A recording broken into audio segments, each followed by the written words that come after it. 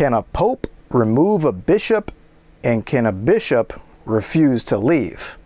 Hey everyone, Kyle Copey and Dave Gordon back here, and we're talking about a recent LifeSite interview from John Henry Weston, obviously interviewing a very famous man in the traditional Catholic circles, Dr. Peter Kwasniewski, who says that a bishop, even if he's lawfully commanded to leave his diocese, if he or someone or whoever determines that that's unjust, Kwasniewski is saying a bishop can actually refuse to leave the diocese. I don't know how this exactly would play out. Would the Pope send in the Swiss Guard to remove him? How does that play out? Dave, your initial thoughts on this? Yeah, it's interesting, and it corresponds to a larger pattern of Kwasniewski poisoning the faith by telling people that the Pope doesn't have the authority that the Pope actually does have as vicar of Christ. And this goes back a long way with Kwasniewski. His views on the papacy are very orthodox, and I mean capital O orthodox, meaning heterodox for the true faith, for Roman Catholics. He thinks that the Pope's power is very much limited, that the power that the vicar of Christ enjoys over the governance of the church is very limited. And that, of course, runs afoul of Vatican I. So I think Peter Kwasniewski has a lot of problems, especially with Pastor Aeternus, this document from Vatican I, where it's proclaimed that we therefore teach and declare that by divine ordinance the Roman Church possesses a preeminence of ordinary power over every other church, and that this jurisdictional power of the Roman pontiff is both episcopal and immediate, both clergy and faithful of whatever right and dignity, both singly and collectively, are bound to submit to this power by the duty of hierarchical subordination and true obedience. And this is not only in matters concerning faith and morals, but also in those which regard the discipline and government of the church throughout the world. So the Pope, traditionally it's said, and this is spelled out in canon law, in canon 331, that the Pope, the Bishop of the Roman Church, in whom continues the office given by the Lord uniquely to Peter, the first of the apostles, and to be transmitted to his successors, is the head of the College of Bishops, the Vicar of Christ, and the pastor of the universal church on earth, by virtue of the office he possesses, supreme, full, immediate, and universal ordinary power in the church, which he is always able to exercise freely. He seems to not understand that. And even in this interview that he does with John Henry Weston, who's chief grifter over at LifeSite, in this interview, he leaves out the full. He goes through this little list, but he doesn't understand the list. He doesn't understand these papal powers, but he's going through them, and he actually leaves out the full power over the church. The Pope has immediate, supreme, universal jurisdiction in the church, which means in practice he can do whatever it is within his ambit of authority to do, and nobody can stop him, and nobody is over him. But it means within the ambit of his authority, within the sphere of his authority. So he kind of truncates papal authority, and it comes out in his analysis, which we're going to get to in a minute. But these are basic errors that were settled centuries ago, and that are part and parcel of the deposit of faith that you have to believe about the primacy of the Vicar of Christ, the primacy of Peter and his successors. And Kwasniewski makes a bunch of basic errors when he's analyzing this. And it's actually funny, even because he's not a theologian. He's a philosopher. He has no theological training. He has no theological chops. So I laugh because the super, the little subtitle that's given to him by LifeSite News says, theologian, Peter Kwasniewski, Catholic theologian. He's not a theologian. He doesn't know anything. He's leading a lot of people astray here. That's first take. That's at the outset. Yeah, that's the dangerous thing, because what he's suggesting and what he's putting in people's minds, because I would assume that most people who view and listen and read LifeSite are probably lay people. So obviously he's not speaking, directly to bishops. I don't know if there's any bishops who will watch that interview. Maybe there are some, but he's at least going to plant the seed.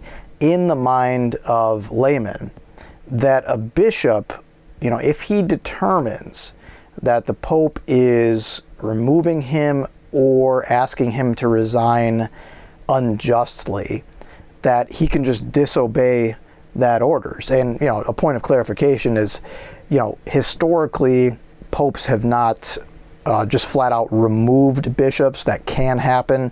It's very rare. Usually it's, we ask you to resign type of thing. That happens quite frequently in church history. Even when there's serious cause to remove someone, the Vatican and the Pope always errs on the side of asking to resign.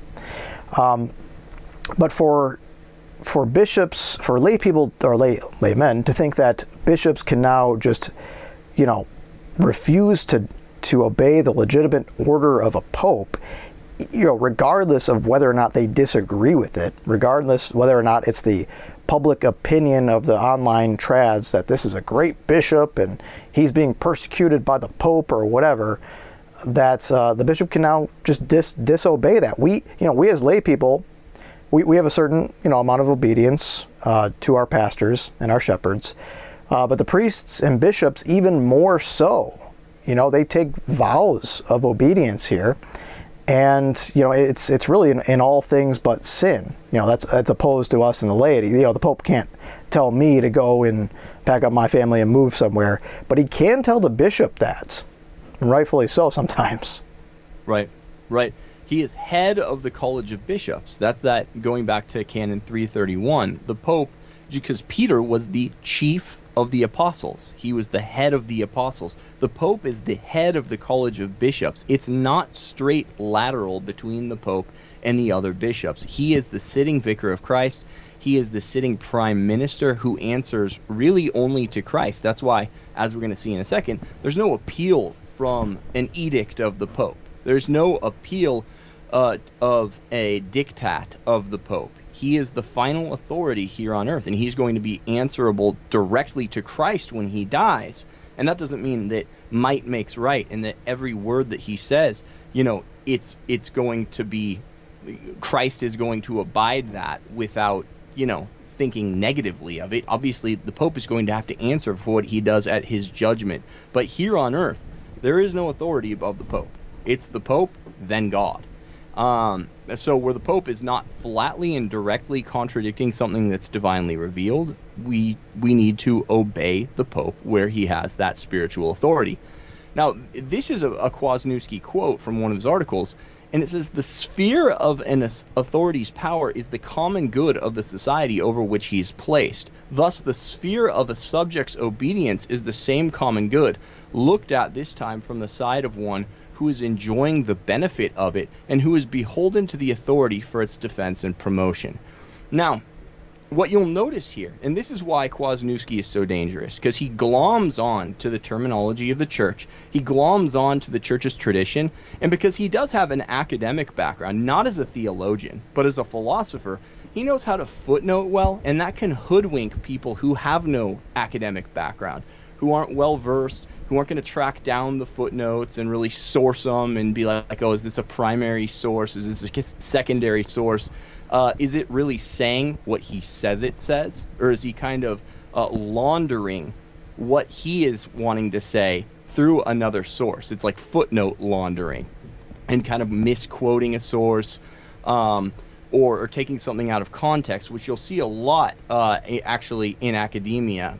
People kind of say things or go to a source, and what the source is actually saying is different from what the person is alleging it's saying, or they're leaving out some nuance. He does that. That's why Kwasniewski is dangerous. He kind of cloaks himself in all the academic prowess, but he makes really poor points and dangerous points that undermine people's understanding of the deposit of faith.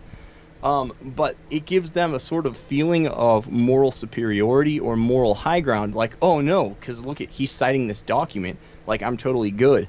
I've done my legwork, I've done my due diligence, now I can just rest on this because it's definitely, I see it. He's cited to the First Vatican Council, and he's saying we don't have to obey the Pope. That's how Kwasniewski operates. It's a really dangerous MO, And I can't denounce that strongly enough. He's kind of an academic imposter in a lot of ways. He operates with a sleight of hand and smoke and mirrors to bring people deceptively to his point of view. So in that sense, it's not really academically honest. It's not intellectually honest. He's a bit of a sophist, or maybe more than a bit. And I really resent the method, and I think what he's doing here needs to be called out, which is why we're doing this episode. But obviously, going back to that quote, the sphere of an authority's power is the common good, and the sphere of a subject's obedience is the same common good. Well, what does that do practically? I mean, that's not what Aquinas says. That's not the tradition of the church. We're going to see that in a second also. But I mean, guys, think about this for a second. Let's analyze. If you're a subject and you are saying, I only have to obey this authority under these circumstances where it's the common good, and I can kind of foist my nebulous idea of what the common good is on, I can treat that as the objective truth, and I can operate under the assumption that my understanding, my grasp of the common good is the true objective common good, then what you're really doing, for all intents and purposes, is making yourself the authority. It's subjectivism, because rather than saying like, yes, I obey, I assent, I will do what I'm told from this lawful authority, you're saying it always goes through your filter of what the common good is. So you're making yourself lord and judge of whether you're going to obey a command, because you are going to filter it through your probably misconception, your nebulous conception of the common good. That's very dangerous. So he's really, under the pretenses of upholding authority structures, but appealing to some higher law, he's really undermining the basis for all authority in the church. It's very, very dangerous, and it's quite despicable. And I think a lot of this goes back to, obviously, his liturgical fixation. And he has a lot of issues with the post-Vatican II church and with Vatican II itself on the issue of liturgy, and it has warped and distorted his worldview on actually papal authority, because he has to get rid of things that really even precede Vatican II, but that come from the mouth of the Pope. Obviously, Pius XII was writing on a reform of the liturgy even preceding Vatican II and Sacrosanctum Concilium, and you have to get rid of a lot of what Pius XII says. So he's warped his worldview to accommodate his rejection of liturgical reforms, and he's done it. It's had downstream effects, and now it's affecting his view of what a pope can do to a sitting bishop. Can a pope remove a bishop from his diocese, and for what cause the pope should remove a bishop from his diocese? So we're seeing Kwasniewski essentially go on a public apologetics tour for his ultimately heretical view of papal power, and now because he's let the tail wag the dog, he's let his idea and rejection of liturgical forms shape his idea of what papal power should be, because to reject the liturgical forms, you have to reject certain forms of papal power. He's let that now shape his broader worldview on papal power, and that is now shaping how he views even how Pope Francis treats individual bishops in their diocese. I think that's what's at play here. Fair take, Kyle? Yeah, I think there's a lot of people, especially in this country, who, rightly or wrongly, have that sort of, American revolutionary spirit. I don't know if we would see this so much in other countries. It's like, oh yeah, we were a nation founded on rebellion because, we were trying to break out, from an unjust whatever, various different reasons there. And I think it's something peculiar to Americans as to where if we see some perceived injustice, even if it's not, even if it is, the fact that, we're just gonna, boycott and speak out against it, and everyone's got a platform now because everyone has a social media thing or a YouTube channel or whatever, or a blog, and so we can all, revolt at the same time, and we learn from other revolutionaries who are, we're all in an echo chamber saying the same thing. So there's a little bit of that going on with it. Well, I see a lot of that in the traditional communities. My question would be to Kwasniewski. Well, first of all, I want to give people kind of the context why this is being brought up now. They referenced in the video, they talked about it, they cited two bishops in particular. One of them who seems like he's going to be removed, who just hasn't been officially yet, and then one of them who was removed, I think, within the past year. And that was Bishop Torres in Puerto Rico. And he was asked to resign. According to him, he doesn't know the reason. According to him, all they told him was that he was being disobedient to the Pope and he wasn't in communion with his fellow bishops. It had something to do with the jab. All the other Puerto Rican bishops had some documents saying that, well, the jab is a moral duty, and Torres wouldn't sign it. Okay, all well and good. He wouldn't send his seminarians to this newly established interdiocesan seminary, which he doesn't have to do. He's well within his rights not to send people there. But that was really it, as far as we know. Right, as far as we know. As far as that's a big point to punch. Exactly. The same thing with Bishop Strickland. There's all kinds of speculation on both sides, wherever you come down, pro-Strickland, against Strickland, moderate Strickland supporter. They say he's America's bishop. It just strikes me as weird a little bit. I mean, he's a bishop of a particular diocese. I understand he's done some good things. He said some good things. At the same time, he's said some problematic things. I said some things that he should walk back, and he hasn't done so. And we just latch on to any guy, any bishop, any priest that seems slightly in our corner, and we ignore all the stuff that, are legitimate critiques of him. And, there's an apostolic visitation that happened with Strickland recently. There was one that happened with Torres. And a bunch of people are supporting Torres because Torres supports the Latin Mass and he's being persecuted by the Pope. They're saying the same thing about Strickland. But people have to remember, we're laymen. We're not privy to the findings in an apostolic investigation. And the Vatican doesn't have to make them public. They don't. And so we don't know. I mean, Strickland may have done something behind the scenes. There is some public stuff that people are speculating that might, have to do with the visitation. But at the end of the day, we don't know. Right. No, that's absolutely right. You have to have some humility. And this is sorely lacking with people going and kind of anointing themselves mouthpieces for lay faithful Catholics. It's almost an act of hubris to even do what we're doing now, which is to take it upon ourselves to teach, to kind of pontificate, except for the fact that, we both went to faithful Catholic universities, got our master's degrees, and have pledged allegiance to the magisterium.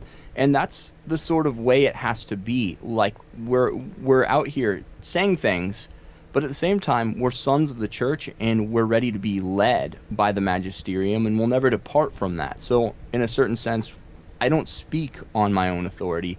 I cloak everything I'm saying in the authoritative teaching of the church. But you have a lot of people who don't have the grace of state. They're not prelates, and they're out there on big platforms kind of calling all of these things out when they're not even recognizing how little they know. When there's a Vatican or church investigation going on, they don't release those facts necessarily. There's no compulsion to release the facts that they're adjudicating a case on. So we don't know what's in Pope Francis's dossier on some of these prelates, on some of these bishops. Maybe there are things that they're keeping secret, and there's not this huge call for transparency like in, say, the American government, but there are things that they're keeping secret, that could cause scandal in the church. Maybe that's a misguided reason to keep things secret. I don't know, that's a policy decision. You can debate on that, whether it's better to have fresh air killing bacteria and disinfecting, or whether certain things are scandalous and it would actually harm a greater number of people's faith if those things were released. But people presume to take to their podcasts and bloviate about a bunch of things that they don't know about. They have no special knowledge of what's in case files about something that's going on in a given diocese, and yet they're sowing distrust in our shepherds. They're sowing distrust in the bark of Peter, and ultimately in the Vatican with the Vicar of Christ, and saying people should distrust what he's doing and assume without good reason that he is removing a bishop for being faithful, which would be illicit. It would be valid, but it would be illicit, which there's a distinction to be made there. You can act validly within the scope of your authority, but do it for the subjectively wrong reasons and have it be an illicit and immoral act that is still quite valid and that is still binding upon a subordinate. And obviously that's what I'm hinting at, is that would be my take if it were the case that Pope Francis were arbitrarily removing certain conservative bishops because they were conservative, because they were teaching the Orthodox faith. Do I believe that? No, I don't, actually, for the most part. I really don't. I think generally when the church acts in such a way and takes a serious step of removing somebody from office, there's usually something that we don't know about that's happened behind the scenes that is, a real issue, a genuine issue. And we look at, let's look at what happened in, the Diocese of Dallas? Was it Dallas-Fort Worth Diocese? With the scandal in the nunnery, where the nun had carried on an illicit affair with a priest. And everybody was saying that this bishop was targeted. Was it Olson, Kyle? I forget. Yeah, Olson. Yeah, everybody was assuming rashly. That's a sin. The sin of temerity. Rashly assuming that the bishop was targeting these nuns because they were faithful, because they were traditionalist.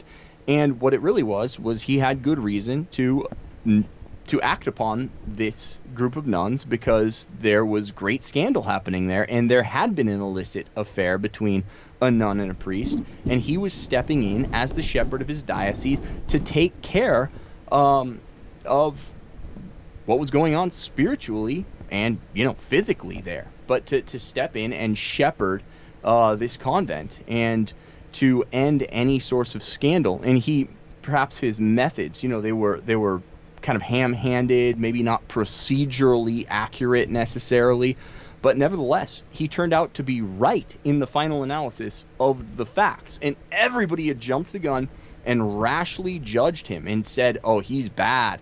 He's a bad bishop. He's, hurting these nuns because they're traditionalists. I mean, how many people thought that and didn't repent it or said it and have not publicly recanted yet? I think a lot. Yeah, all it takes is the next news cycle to come on and you forget that you made that blog post, you made that tweet, you made that video where you said that thing, and you never go back and correct yourself. And that's an unfortunate thing with people in our position who, are in Catholic media because they forced themselves in there and they have no business being in there, or people like you and I who actually, as far as best as we can, we have training with this and we actually understand these things a little bit better, I think, than a lot of people.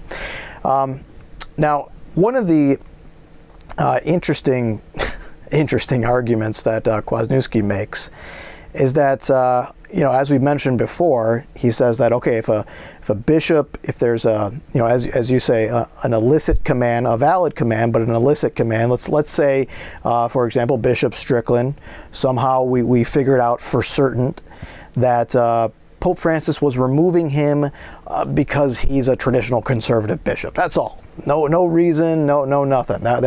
He believes in the deposit of faith, we'll say. Okay, so that's not a good reason. That's an unjust reason to just remove someone. Even if we knew that for certain, Strickland would still have to obey, right? Yeah, absolutely. Yeah. It's And this is funny. This is where just like the lack of theological prowess and training comes in. And you can see it with Kwasniewski. I don't know how this guy has amassed like the following, the cult following that he seems to have, where, you know, he writes a crappy blog post and all of the bow tie wearing crowd, like, you know, sprints to read it. They like throw away whatever they were doing and they'll sprint and like read the latest Kwasniewski screed.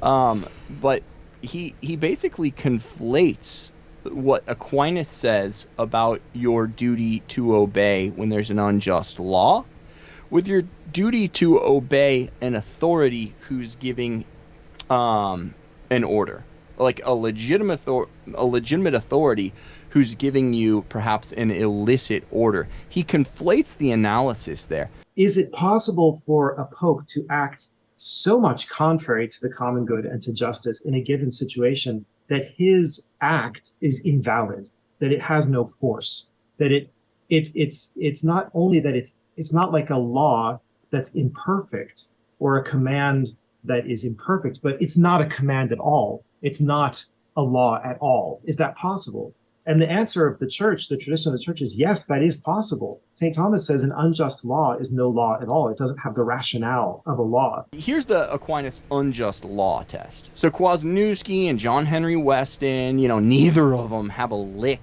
of theology training, but the head, John Henry Weston, heads bobbing the whole time. This is theologian Peter Kwasniewski.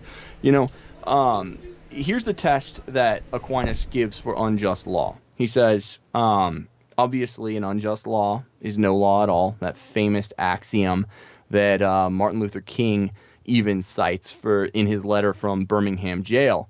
But he says the purpose of the law must be for the common good in order for somebody to have to obey it. Number two, the author of the law, it must have the authority to make the law. So the person giving the law, it has to be within the scope of their authority to make the law.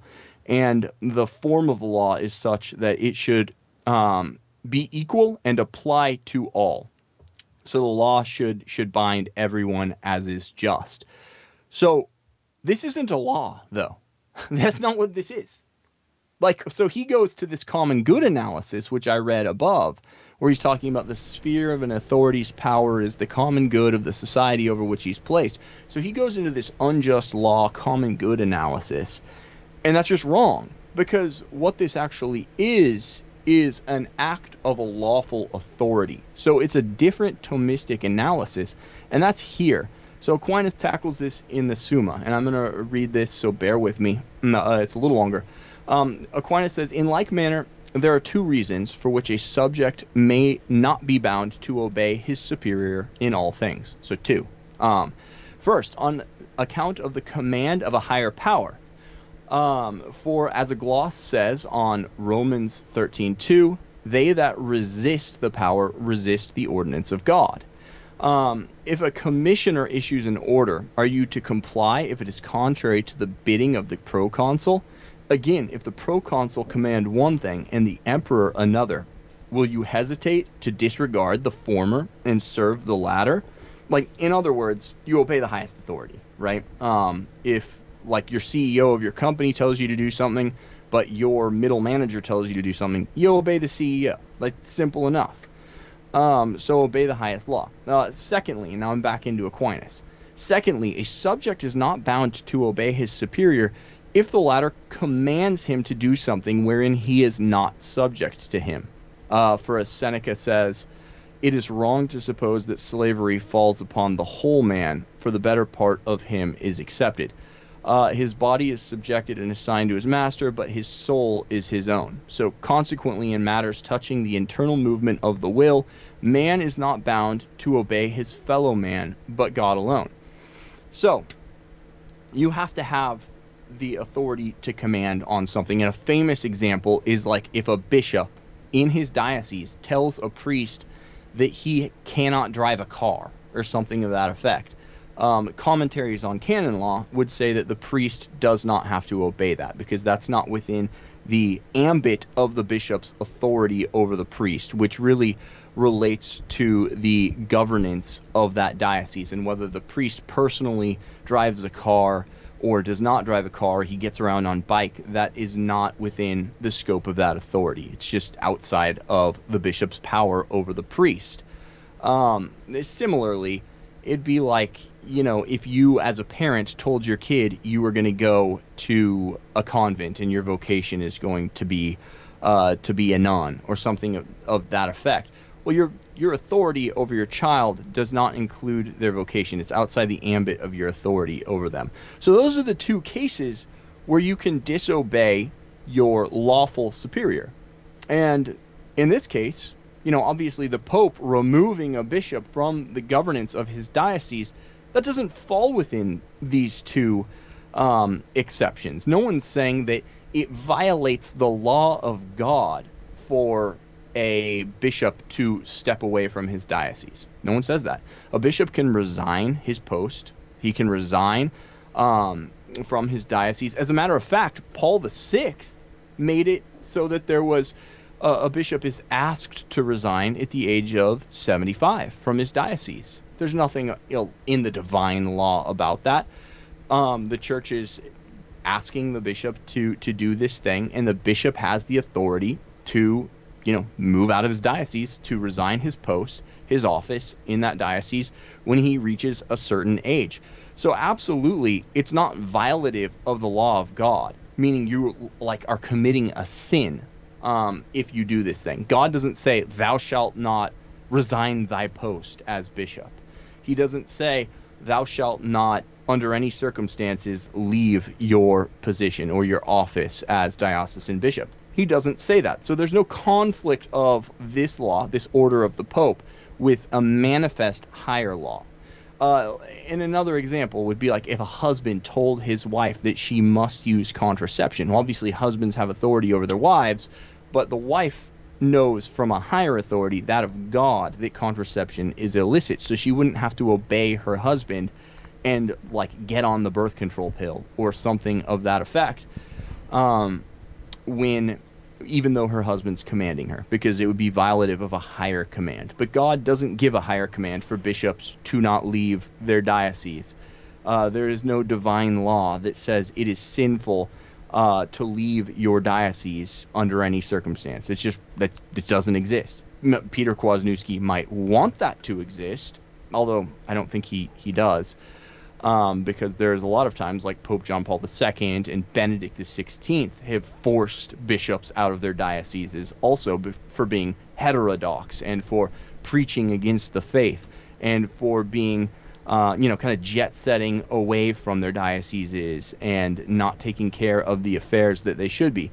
We have good popes doing this to bad bishops. I'm quite comfortable with them having the authority to step in and force these guys to resign. It also doesn't fit under the second prong of that test, right? It is within the Pope's authority. He has this spiritual governance power over the whole church, which, again, going back to Canon 331, his power is, let's see here. He's the head, the vicar of Christ, the pastor of the universal church on earth. By virtue of his office, he possesses full, supreme, immediate, and universal ordinary power in the church. So he can choose to remove a bishop. That's part of his full and supreme authority in the church. And of course, it is a canonical crime to attempt to appeal from a decree of the Roman pontiff. That is also in canon law that says no appeal or recourse is permitted against a sentence or decree of the Roman pontiff. What do you think, Kyle? It's a mouthful. Kwasniewski and Weston, it seems in that video, both are trying to make the argument that, if a bishop is being unjustly removed, then he does have recourse to a higher authority. They spend a few minutes talking about this in the video, if you remember. They say that the bishop is then now obeying Jesus Christ, his higher authority, instead of the Pope, who's apparently contradicting Christ. Although the Pope appointed me a bishop, I was when I was consecrated a bishop, it was Jesus Christ himself who established me as a bishop. And that's also the teaching of Lumen Gentium. It wasn't the Pope who made me a bishop. It was Jesus Christ who made me a bishop at the Pope's appointment. It's almost this Protestant mentality where it's like, I'm not going to obey a man, I'm going to obey Jesus. They say, like, it's how could a bishop leave his flock? These are his spiritual children, and they're going to be left without him. And it just, I make the analogy of, me as a faithful Catholic school teacher getting unjustly removed from my position. Now I know the analogy breaks down because I don't have spiritual authority over my students, but I was the only person that was teaching them the faith in their life. Their pastor wasn't doing it. People at the school weren't giving them a good example. So what was I supposed to do when I was unjustly fired from a Catholic school? Was I supposed to just refuse that firing and saying, look, for the good of souls? It's always for the good of souls, right? It's like my own prudential judgment. It's for the good of souls. For the good of these students, I'm the only one that's actually teaching them to faith. I made a lot of good inroads in that. Kids still come to me today with questions of the faith, some of my former students. Should I have used that as an excuse to somehow barricade myself in my classroom and not leave my post? I mean, think about that, how that plays out with a bishop. Like, what are they actually suggesting here?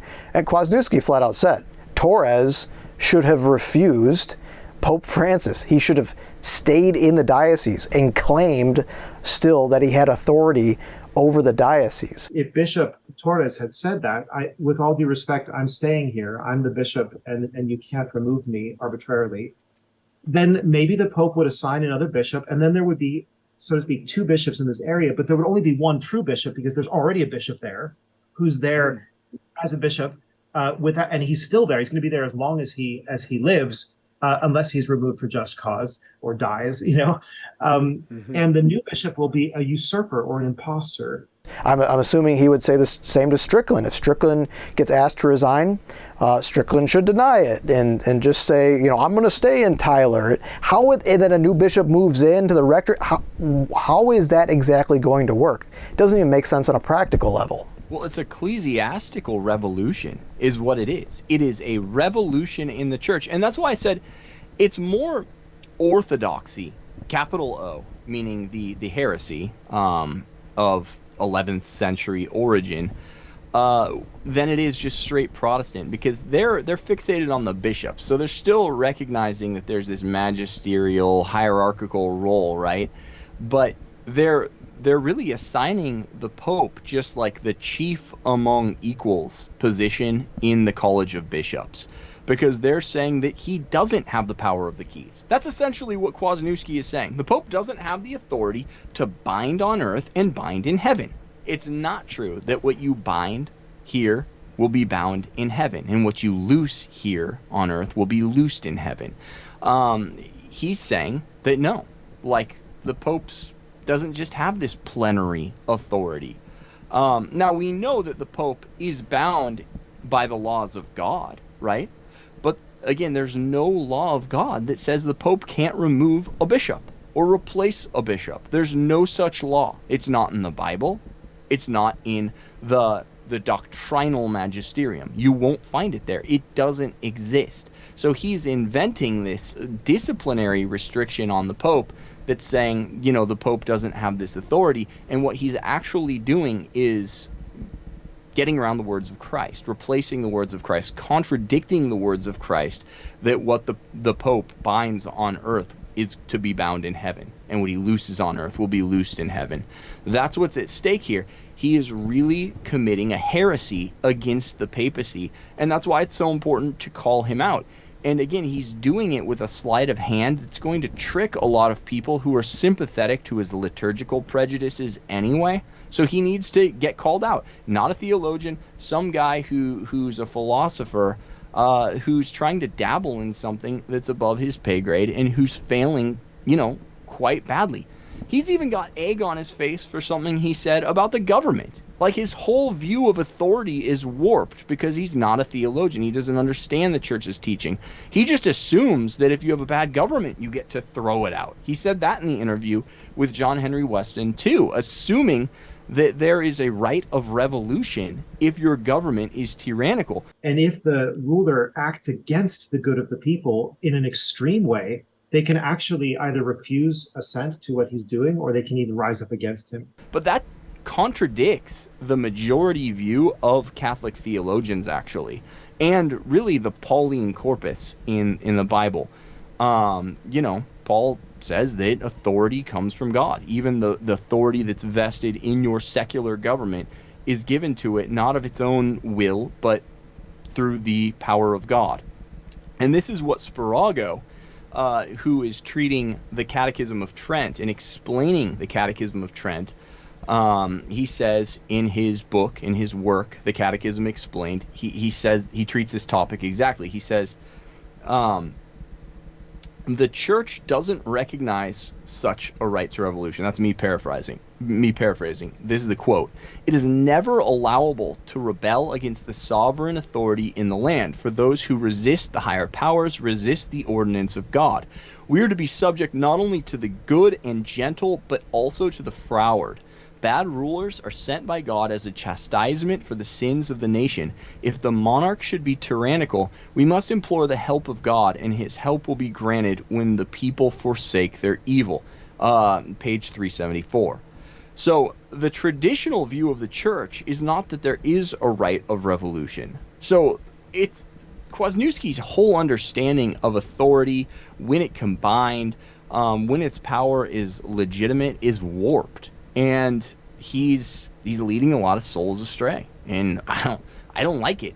The whole thing's disgusting, to be honest. It's just creating this rift between the magisterium and the sheep, creating a rift between pastors and their flocks.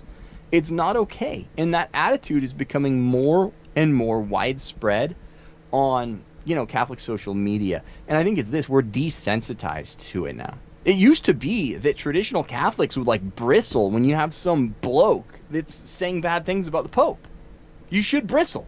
That's the vicar of Christ. Now, do I think there's problems with the Francis pontificate? Yeah, I do. There's some things that have troubled me.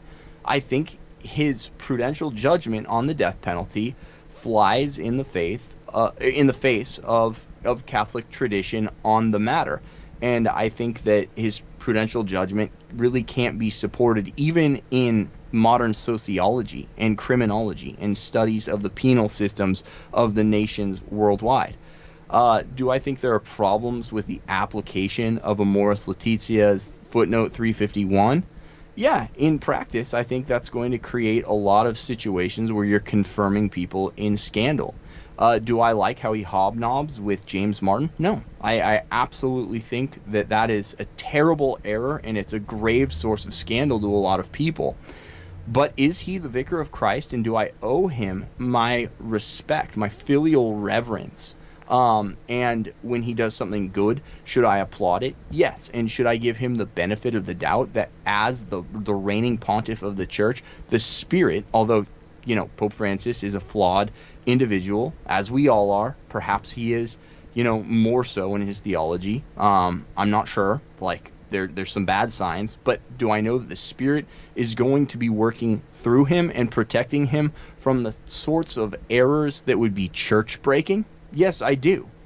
But we've gotten in a nasty habit of just second guessing everything the magisterium says, everything that our local ordinary says, and with treating them with disdain. And I just don't think that's tenable to do as a Catholic and not lose your soul and not to scandalize the entire world that's listening to you. Yeah, I forget who came up with it, but some people have been using the phrase hermeneutic of suspicion, and I think that's where a lot of people are, unfortunately, that is their disposition now when it comes to anything that comes out of Rome, any encyclical, any statement by the Pope. Again, a lot of cause for concern and a lot of room to critique on, things about it in a filial way.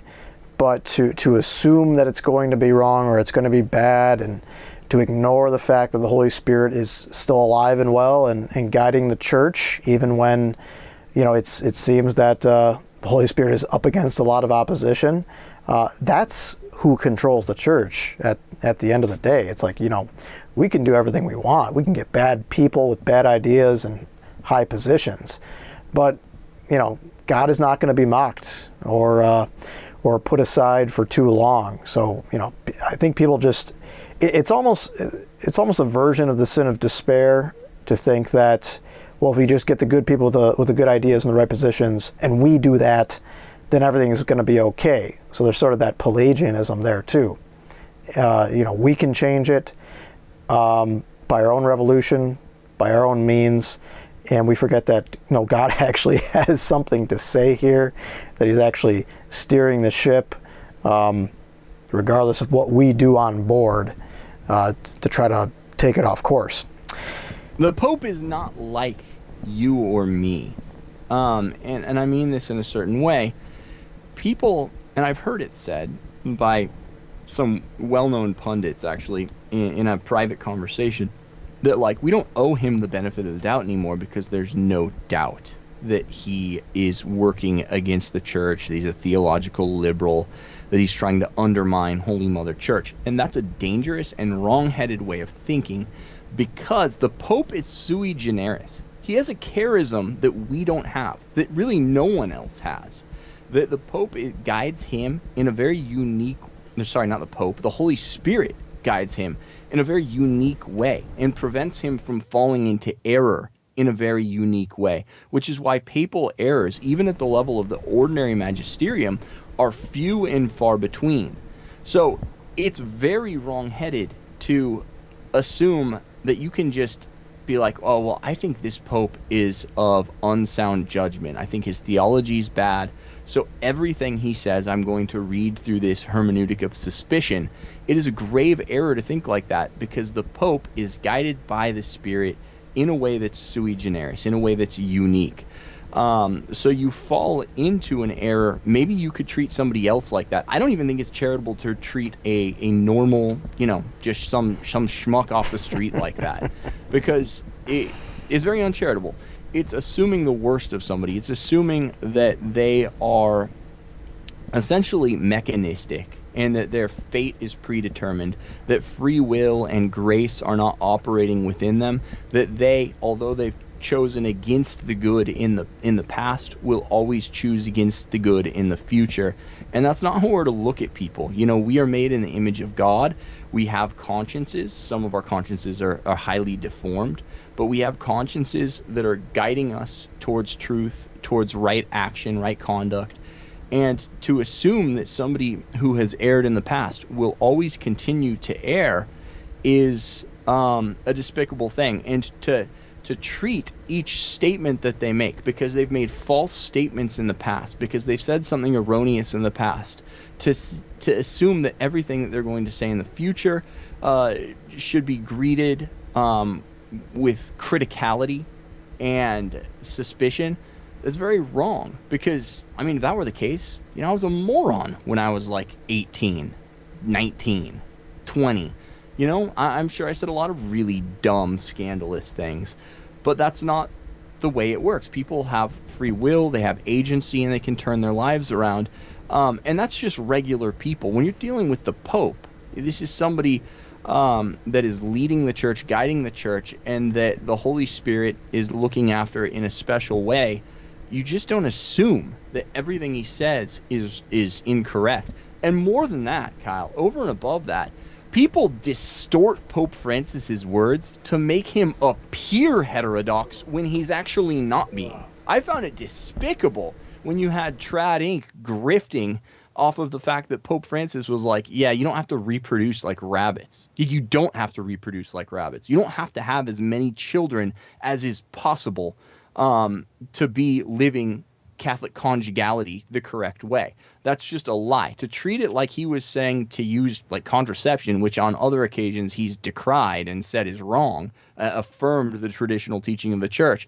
To treat it like, he was undercutting the church's teaching on contraception, on marital sexuality, because he said this thing to somebody who was sick and in danger of perhaps getting bad health effects if she wasn't using some licit method like NFP to regulate births. It's despicable to treat him like that. It's dishonest, and a lot of people made a lot of, got a lot of clicks throwing out, oh, Pope says that Catholics with big families are like rabbits. No, he didn't. It's just a lie. People have no integrity. These people are despicable. I find the Catholic podcasting grifting class all in all to be a despicable bunch of lying human beings for the most part. There's some good exceptions like Lofton. I think Lofton is quite solid and I admire his work, but so many of them out there have sold their souls for 30 pieces of silver. Yeah, and we'll do a show on that.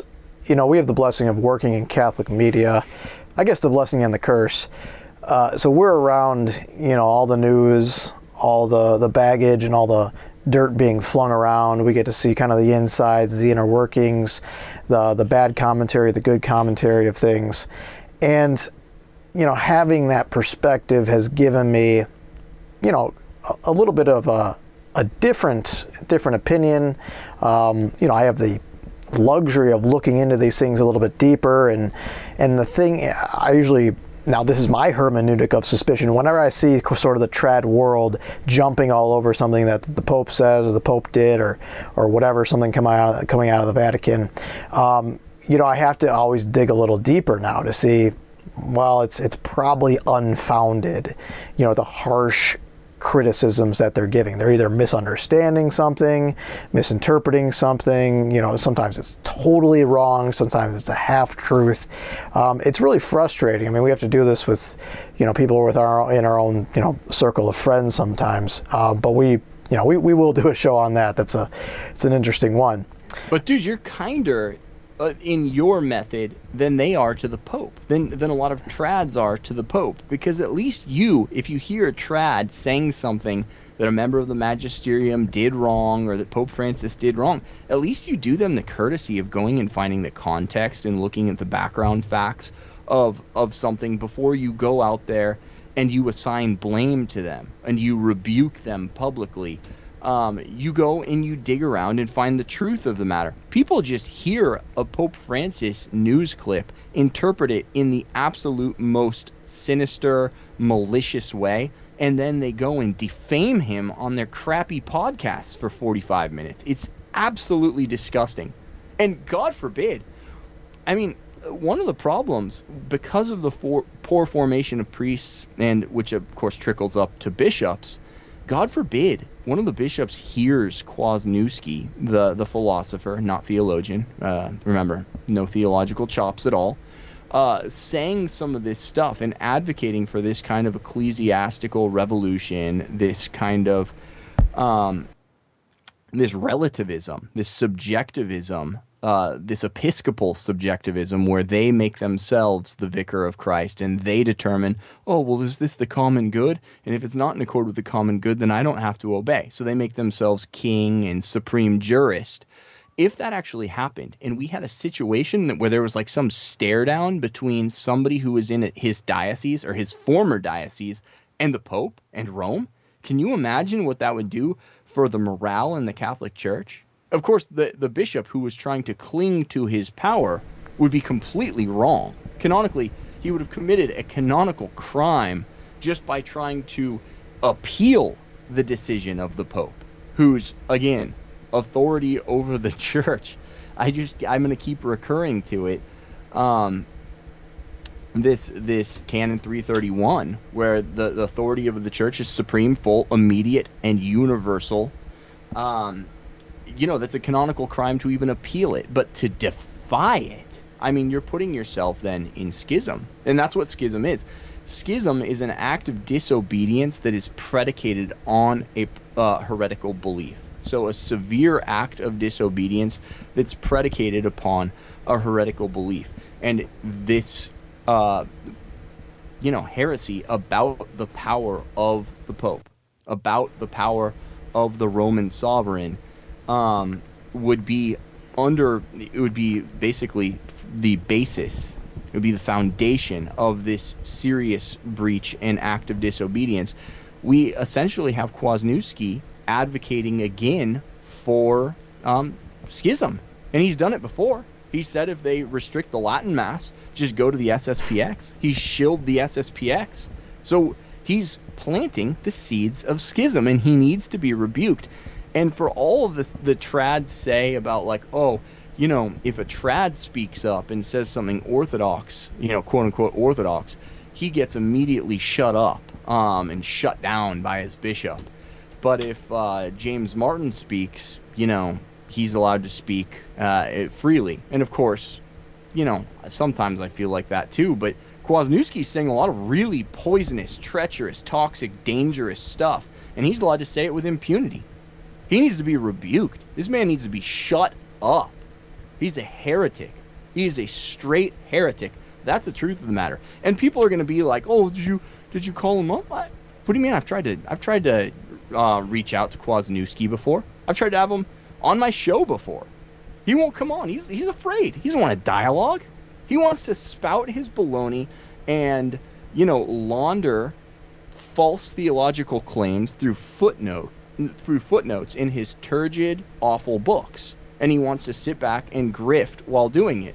And he wants to make the rounds with his uncritical, fawning, boomer women fan base and get patted on the ass and told what a genius he is. But he's not. He's kind of a dimwit. He's kind of a dim-witted guy.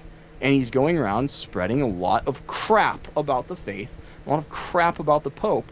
And he's doing it publicly. It's the other thing. You have all these nincompoops that are going to be flooding the comments section being like, did you rebuke him privately? Did he rebuke the Pope privately? Or did he just publicly call for a freaking act of schism by a bishop to the Pope? Did he publicly call for schism? No, I'm not going to rebuke him privately. It's flame on. It's public error, public sin. You only have to rebuke somebody privately when it's between you and them. And then only, when you've done it the first time, then you can take somebody to the church. This guy's in public error and he's sowing scandal. Like, forget that. No, he's getting called out. But no, he's not going to come on. He's not going to dialogue with me. I'd be glad to have him on. But come on, Peter Kwasniewski, come on. Philosopher king, come on the show. We'll talk with you. I believe we'll work things through. We'll accompany you to the truth. I believe he said your calls for him to debate you were akin to a professional wrestler beating his chest and saying, "Come fight me," or something like that. Did he really say that? I'm pretty sure. You'll have to find the reference. He did not say. I don't think he used your name. No, but because his platform on like Catholic Family News is like 8,000 subscribers, or bigger than mine. Yeah. I don't know. Yeah. So I apologize if he wasn't referring to you, but I'm pretty sure he was. And you bring up an interesting point about if a bishop were to refuse to leave his diocese, not only what that does for him breaking communion with the legitimate command that the Pope is given. Not only does he break communion with the Pope, but it does cause scandal for the faithful in the diocese. Because if there's two bishops in the diocese, you're going to have a situation like you had in the Avignon Papacy, where no one knew who the Pope was, for years sometimes, and well-intentioned people erred on the side of the wrong Pope sometimes. So the scandal that it causes to laity is also concerning. My other question is, going back to the disposition of the disobedient bishop, why, let's say there, God forbid a bishop takes up Kwasniewski's advice. God forbid he refuses, even if he's asked to resign, God forbid he refuses. If he does, I would have to say to that bishop, what about the great example of many other great saints of history? Someone like Padre Pio, who was unjustly persecuted by ecclesiastical authorities, who was, not allowed to celebrate sacraments publicly. And it all came out after the fact that he was unjustly persecuted. But at the time they were going through it, no one knew that. People probably had assumptions like, oh yeah, he's very holy. He had a, following even when he was still alive.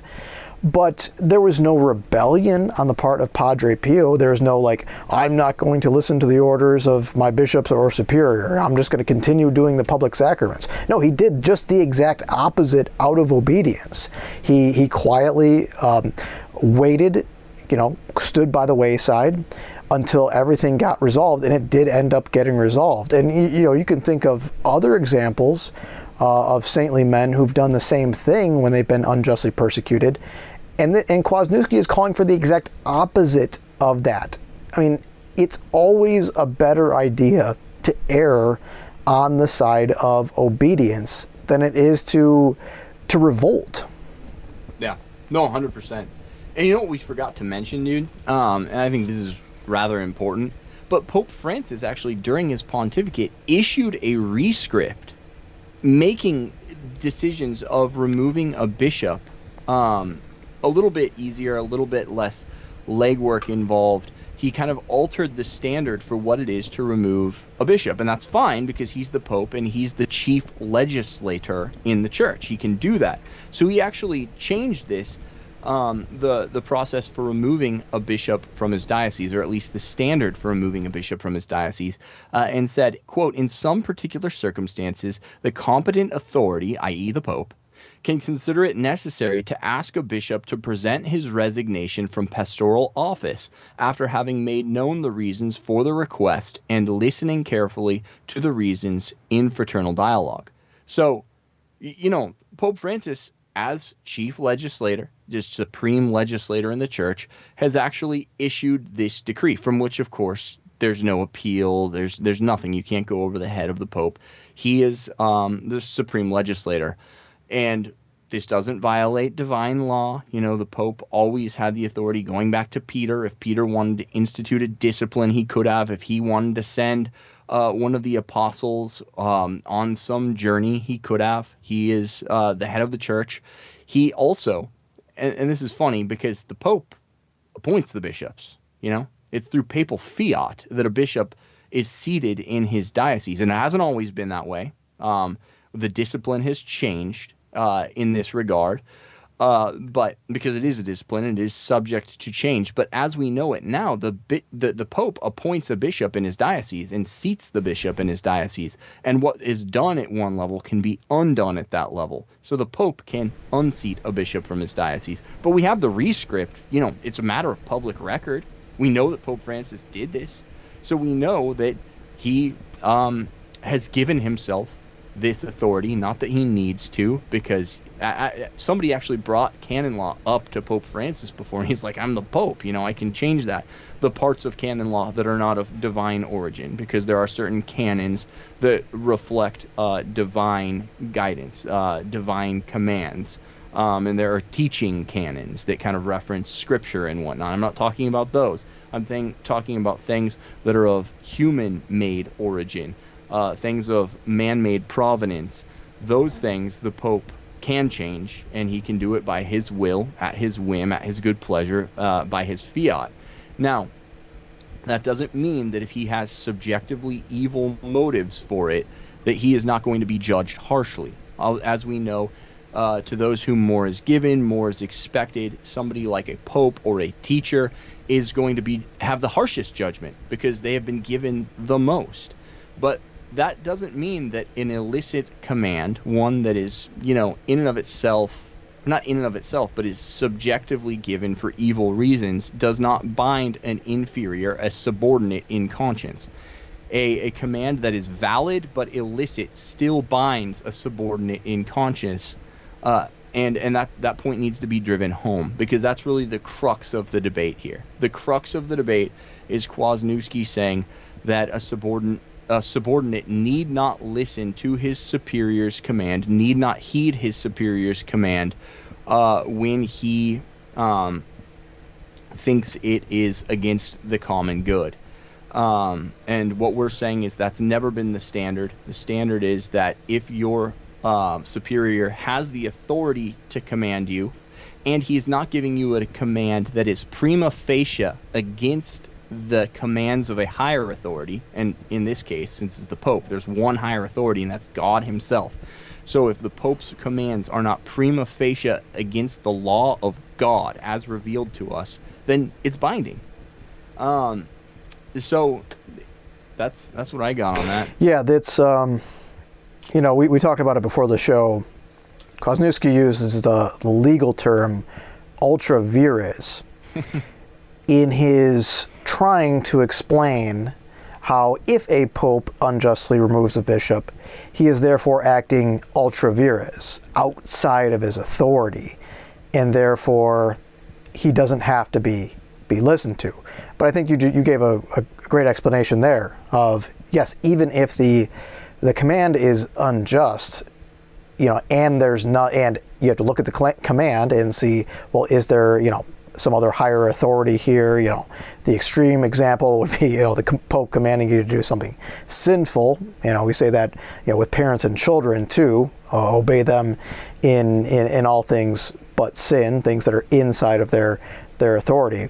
Yeah, the removal of a bishop from the diocese falls well within his rights.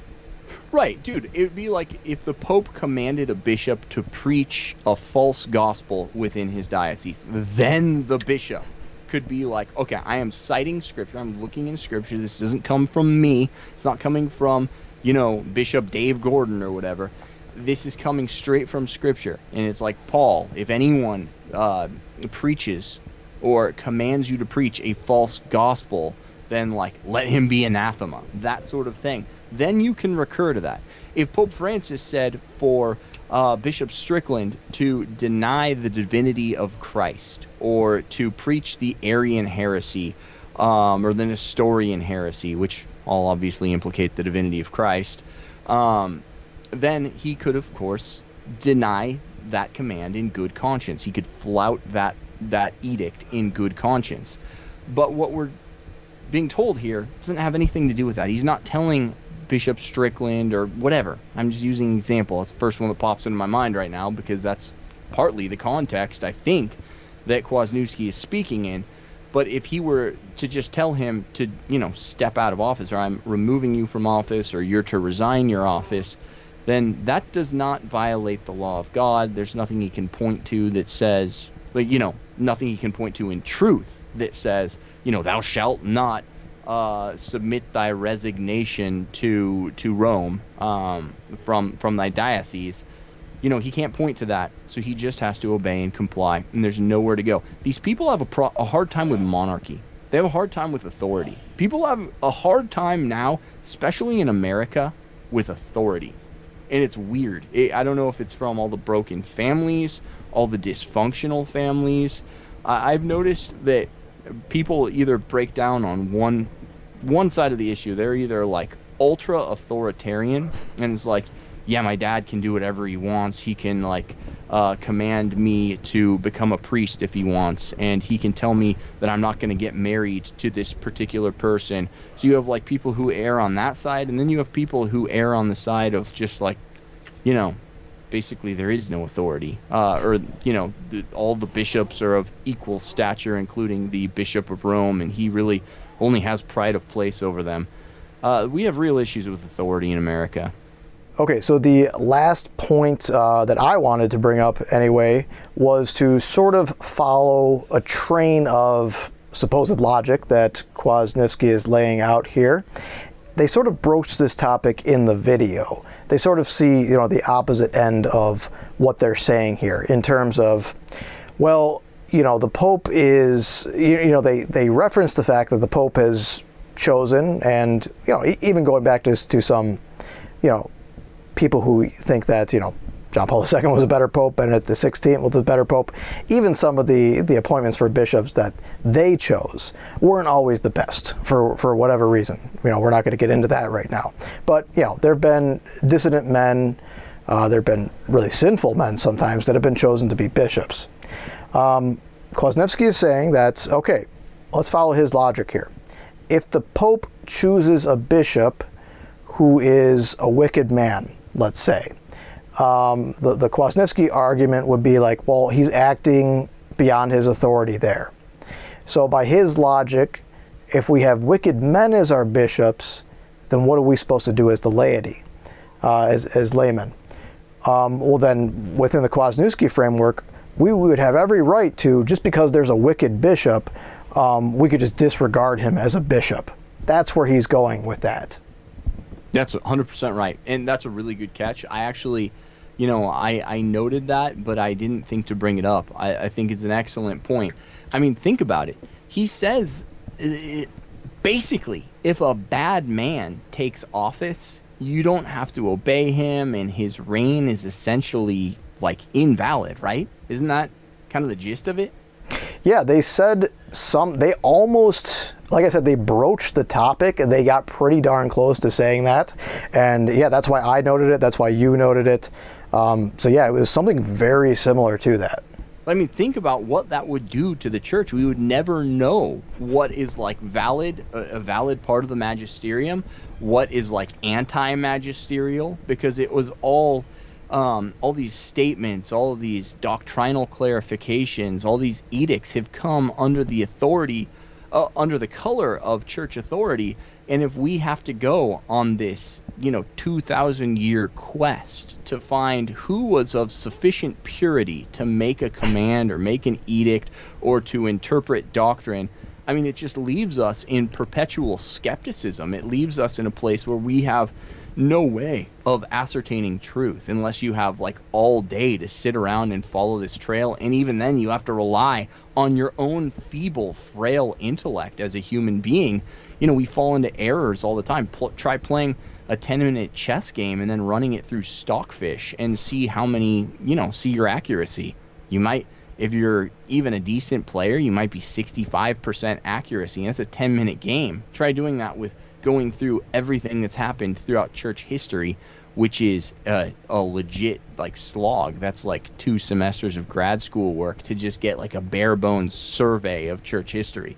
I mean, the standard that they're advocating is absolutely unworkable in practice, and it shows that they're setting up. There has to be authority. There must be an authority, whether it's an acknowledged, admitted authority, or it's just a de facto authority. There's always going to be an authority. And this is where I think you were right calling it Protestant. It's this weird Protestant Orthodox hybrid, which of course there's overlap there because of their disdain for certain types of authority, i.e. the papacy. They fall into these errors where they create an alternate magisterium, and that magisterium just ends up being some trad guy who's written a crappy book with some footnotes on a topic, giving his own, myopic, facile interpretation of certain things that have played out in church history and doctrine. And that's what it is. I mean, like reading it with a trained eye, you go through a Kwasniewski book and there's like 5 errors that jump off each page where he's, assigning certain sentiments and logical trains of thought to certain sources and just bastardizing what they say. But I can see how that's going to work on like Susie Q Homemaker or whatever, who just wants to watch, Taylor Marshall and Kwasniewski and all the trad rabble rousers in her free time to get some, for shits and giggles or whatever. Yeah, or to make up for a lack of catechesis many times. Sure, yeah, and I don't mean to assign. I think a lot of people are of goodwill who are getting roped into this false, the false lay magisterium, which ironically they talk a bunch of crap about Vatican II, but obviously this is something that we were kind of tapped to do by Lumen Gentium. It's just that in practice, while the laity does have a significant role in evangelization, this is also one of the downsides of it. Then it's like, who are you going to turn to? Because your favorite pundits, a lot of the people that have been in the game for a while doing this stuff and making these claims, they're wrong about a lot and they're misleading a lot of people who are of goodwill. So I'm not trying to just dump on all the fans, although, I am sure I'm going to read the comments section and be annoyed after this. But yeah, I think a lot of people of goodwill are just looking in a time of confusion in the church for some outlet, for somebody who's going to be speaking the truth. And you have people peddling easy answers, peddling answers that are easily digestible but are false, and that's dangerous, and that's why we're calling these people out. It's an act of charity. It's not because we're just like vitriolic, mean-spirited guys who want to do that. Ironically, one thing that jumped out to me, because people always are dumping on my tone and being like, Dave, you look and sound kind of mean, and like, if you know me, obviously you do.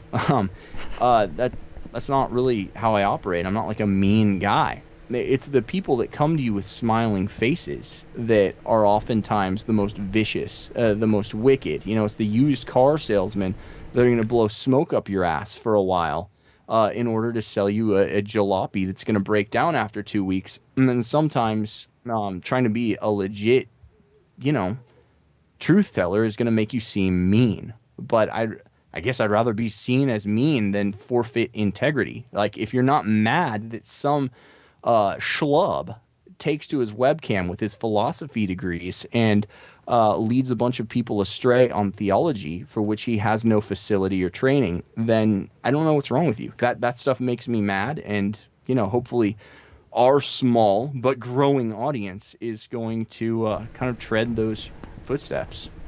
Yeah, I mean, it comes with the territory when you open the playing field up to the laity, which Vatican II, I think, rightly did.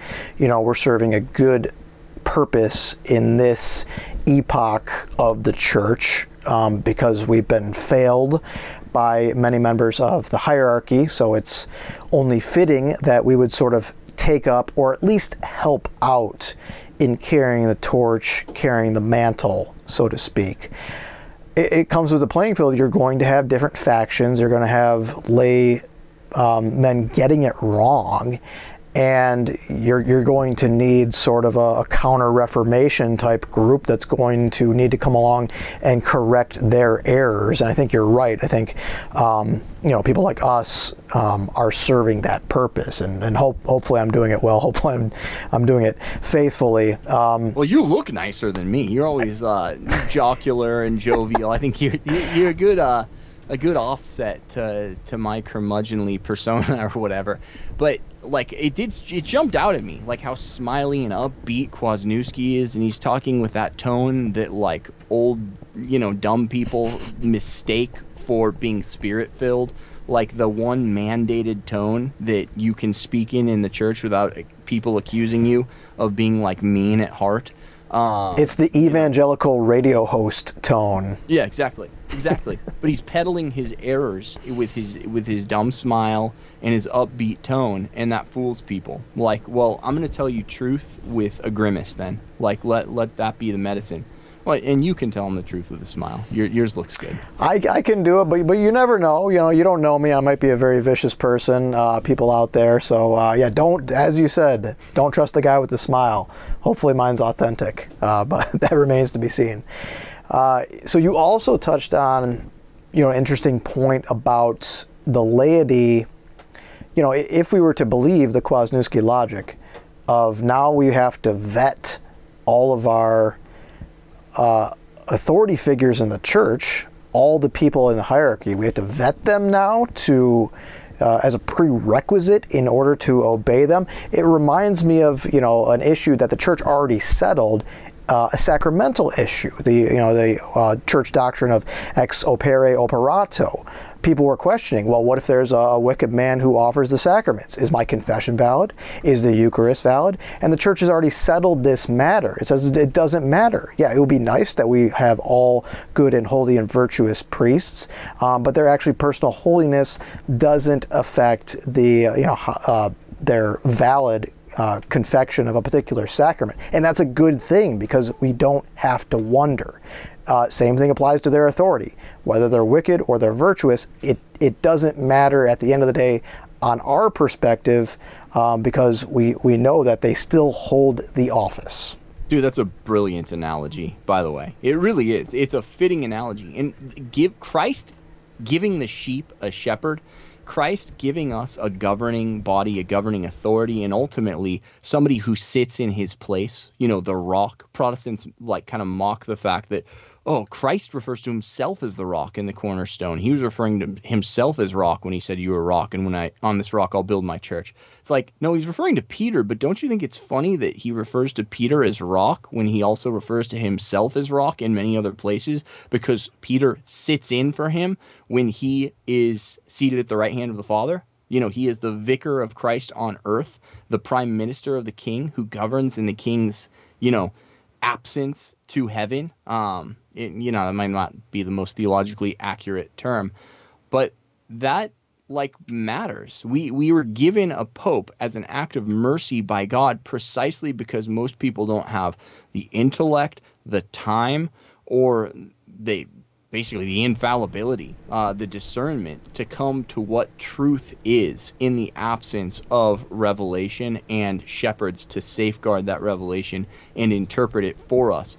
If we go back and we get rid of these safeguards, these authority, the safeguards of authority, the safeguards of a governing body, and basically we are all on our own authority, it's going to sow chaos and disorder within the church, and it's an act of severe, serious, what's the opposite of clemency?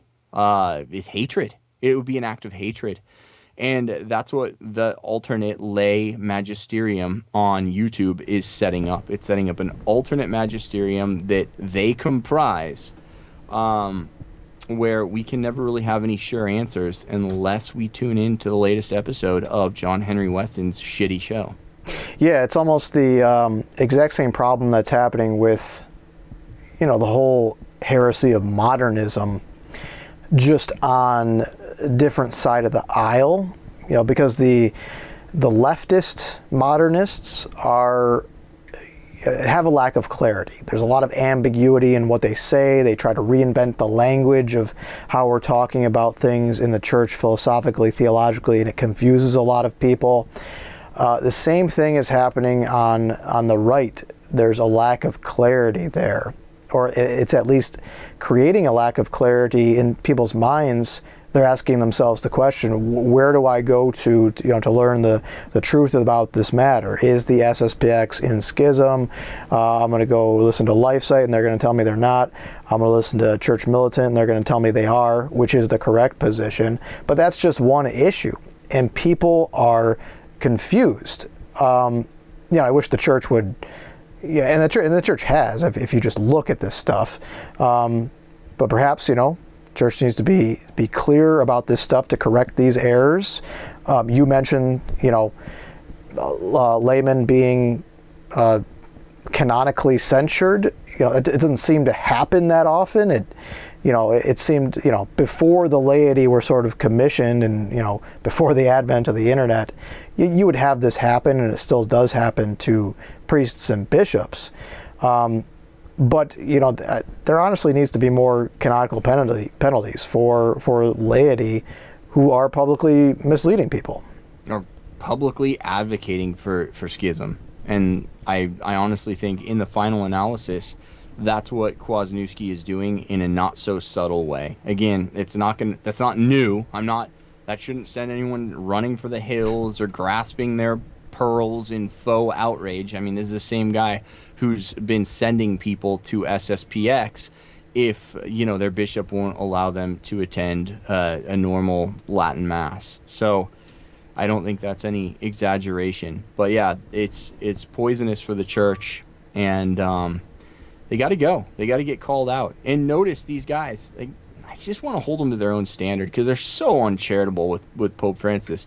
Oh, I'm counting down from how long it's been since he's been posed the dubia and hasn't answered, which, by the way, I agree. I'd like to have, I think, the 4 dubia cardinals, they had a point, and they deserved an answer to their question, and it would have been collegial and probably the right thing to do, definitely the right thing to do, I think, from a leadership perspective and from the perspective of a spiritual shepherd, to have answered the dubia. But then again, I'm going to hold these people to their own standards, like Kwasniewski, like Taylor Marshall, Like, fine, you can advocate for answers to the dubia, but I pose a dubia to you, and suddenly you, just some pathetic layman with like at best, a handful of 100,000 subscribers to your subpar podcast, you put your nose in the air. You put your nose in the air, and you're more wrong than Pope Francis. You're actually advocating for schism. You're publicly advocating for schism, and you're publicly undercutting authoritative, binding doctrinal statements from Vatican I and its constitution on the Church and the Holy Father, Pastor Eternus. You're doing that, but you won't, come on my podcast, come talk to us, come have some kind of discourse or dialogue with us on this. At least, fine. If I'm wrong, prove me wrong. Show me how I'm wrong. Let's go. But it's these same hypocrites that make fun of the Pope, look down their nose at the Pope for not answering the dubia, who won't answer a dubium, or some of the dubia that we've posed in this podcast, just from their fellow laymen. I think it's pathetic, to be honest. Yeah, I mean, there's so much wrong with it. It shows, not only a lack of charity, just a lack of courtesy, like we mentioned when we talked about, the deference that you owe to just, not even the Pope, just your common man, to say that the average person who walks up on the street is not trying to give me the runaround, that I assume this person has, my best interests in mind, and until I'm given some evidence that's going to prove me wrong about that, I'm going to treat this person unsuspiciously, cordially. But that's not shown to us, because people are people, and when their position is attacked or challenged, or when they suspect that they might have to change their own opinion because it's erroneous, perhaps, they don't like it. It makes them freak out. They've said something. Pride. Yeah, pride. I mean, they said things publicly that they're going to have to now backtrack on, that a lot of people are looking to them and saying, oh yeah, this guy said this, and the guy comes out and then says he's wrong, which is the right thing to do. But again, your pride is going to incline you not to do that. You don't get to play prophet anymore, because right. So many of these guys ham it up in front of their webcams and play prophet. Like all of the philosophy PhDs that pose, that moonlight as theologians or whatever, whether it's Marshall or Kwasniewski. John Henry Weston has like a psychology bachelor's or something. It's not even journalism. Right. That's my understanding. I hope I'm not besmirching him. I'm pretty sure of that fact. But like all these guys that moonlight is something that they're not, that moonlight is theological prophets, they can't go and own a mistake in front of their audience, because then it undercuts that assumption of infallibility that their audience kind of puts on them. People look at these guys, these entertainers, by the way, who are enriching themselves, saying controversial things about the Pope and the Magisterium, which should make you bristle as a faithful Catholic, by the way. They're saying those things, they're enriching themselves, and they're carrying on an air of being like living prophets. So they don't want to countenance the fact that they've stepped in it in some really like fundamental ways. Fundamental. This is not like high ecclesiology that we're giving. This is just people who have read like Vatican I should know what we're talking about, and it should be quite manifest that like Dave and Kyle have it right, and not the other theological pimps that are peddling schism. Like that should be manifest. But those guys, they don't want, I think it's what you said, Kyle, they don't want to look back and have egg on their face or have to eat humble pie. And I think, personally, it's because that would undercut the image of infallibility, of being an expert on everything. Because no one, by the way, is like a theologian that, even if you are a theologian, has the chops to talk about any subject week after week after week with like a 15-minute Google search. They're doing a 15-minute Google search and then presenting themselves as experts. That's their show prep, by the way. I know. Trust me, I know. And inside knowledge. yeah, exactly. It's not something that's like deep and profound, but they're posing as experts based on the crappy Google searches that they're doing right before the show, and they're misleading people, and they don't want to countenance the fact that they've done that and have their image kind of tarnished in, the public eye. Yeah, I mean, it goes along with setting yourself up as an alternate magisterium, because the magisterium is never supposed to err, right? So if you have this self-appointed lay magisterium, they're going to sort of ape that infallibility, that supposed infallibility. That's a super good point. I didn't even think about it. Yeah, that's a really good point, man. Yeah.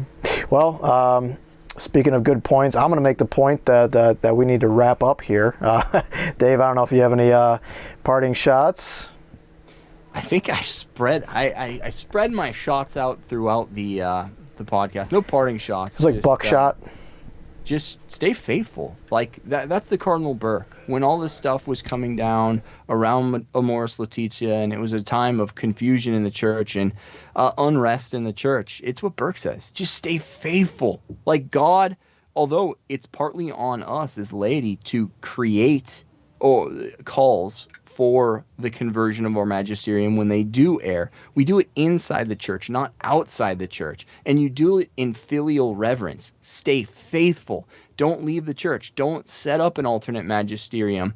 And know that God has this, and he's partly going to work through you. But he can only work through you if you stick to your principles and stick to your guns, and you understand that, for example, the Pope can never be separated from the church. It's one of the principles that we believe. He is the sign of unity in the church. So he's never just going to be able to destroy the church or take her off the rails the way, Trad Cath Inc. is kind of alleging Pope Francis is going to do in the future. Yeah, it's doomsday prophecy. They forget, again, that the Holy Spirit is guiding the church. It's something akin to the sin of despair. Maybe we need to retool or develop that doctrine to add that in there. That would be my suggestion. But yeah, indefectibility, man. Indefectibility. There's something to it, and people need to Google that. People forget. Yeah, the gates of hell shall not prevail against the church. If you have a wicked pope teaching heresy, I would say that qualifies as the gates of hell prevailing against the church. But it can never happen because our Lord speaks against it. All right, people. We appreciate you tuning in for this episode. Hopefully you learned something. Hopefully you are not led astray by the false prophets out there, by the false theologians. Stay within the church. As Dave said, stay faithful. If you're a bishop, please obey your pope. If you're a layperson, please obey the people that you need to obey. Children, obey your parents. Obedience all around. If wives, obey your husbands. Wives, obey that parting shot. Yeah, no one wants to hear that. That might get us kicked off YouTube, Catholic YouTube, Catholic Twitter. All right, people, please support us. We got our Patreon link below. Subscribe if you're not already done so. Hit that like button, that thumbs up, and we'll see you next time. God bless you.